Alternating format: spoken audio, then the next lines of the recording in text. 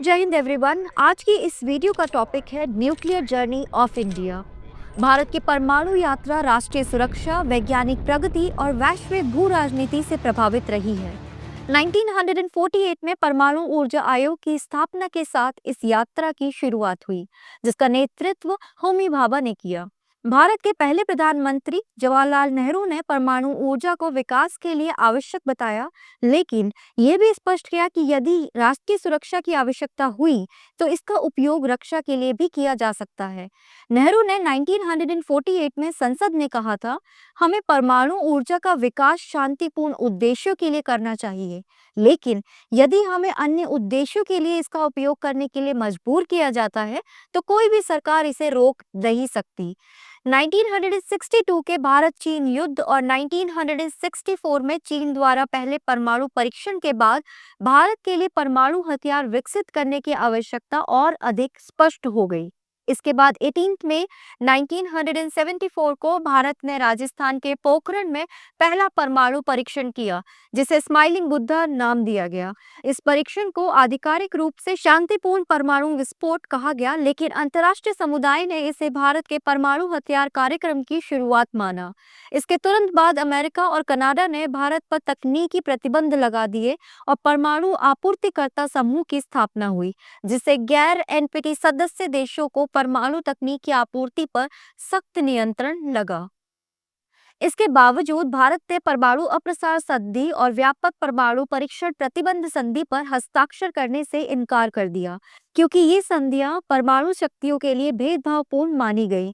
1974 के बाद भारत का परमाणु कार्यक्रम गुप्त रूप से चलता रहा और 1998 में प्रधानमंत्री अटल बिहारी वाजपेयी के नेतृत्व में भारत ने पोखरण में 5 परमाणु परीक्षण किए, जिन्हें ऑपरेशन शक्ति नाम दिया गया।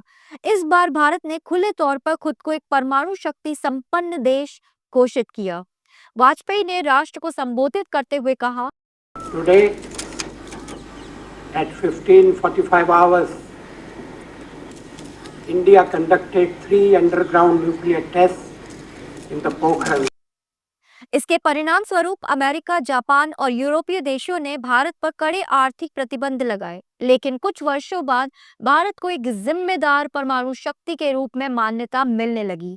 पाकिस्तान ने भी जवाब में 6 परमाणु परीक्षण किए, जिससे क्षेत्रीय तनाव बढ़ गया और 1999 में भारत पाकिस्तान के बीच कारगिल युद्ध हुआ। 1998 के बाद भारत ने अपनी परमाणु नीति को स्पष्ट करते हुए 3 प्रमुख सिद्धांत अपनाए। पहला, पहली बार उपयोग नहीं। भारत तब तक परमाणु हथियारों का उपयोग नहीं करेगा जब तक उस पर परमाणु हमला ना हो। दूसरा, न्यूनतम प्रतिरोधक क्षमता। भारत केवल उतने परमाणु हथियार रखेगा जितने राष्ट्रीय सुरक्षा के लिए आवश्यक है। तीसरा, भारी प्रतिशोध। यदि भारत पर परमाणु हमला होता है तो इसका जवाब बेहद विनाशकारी तरीके से दिया जाएगा। आज भारत की परमाणु शक्ति स्ट्रैटेजिक फोर्स कमांड के अधीन है और इसका नियंत्रण न्यूक्लियर कमांड अथॉरिटी द्वारा किया जाता है। 2024 के आंकड़ों के अनुसार भारत के पास लगभग 164 परमाणु हथियार हैं। भारत की प्रमुख मिसाइलें अग्नि 6 और K4 हैं। भारत परमाणु त्रयी में सक्षम है, यानी कि थल, वायु और समुद्र में परमाणु हमला करने की क्षमता रखता है। भारत की वैश्विक परमाणु स्थिति भी धीरे धीरे मजबूत हुई है। 2008 में भारत और अमेरिका के बीच असैनिक परमाणु समझौता हुआ, जिससे भारत को परमाणु तकनीक की आपूर्ति मिलने लगी, भले ही वह एनपीटी का सदस्य नहीं था।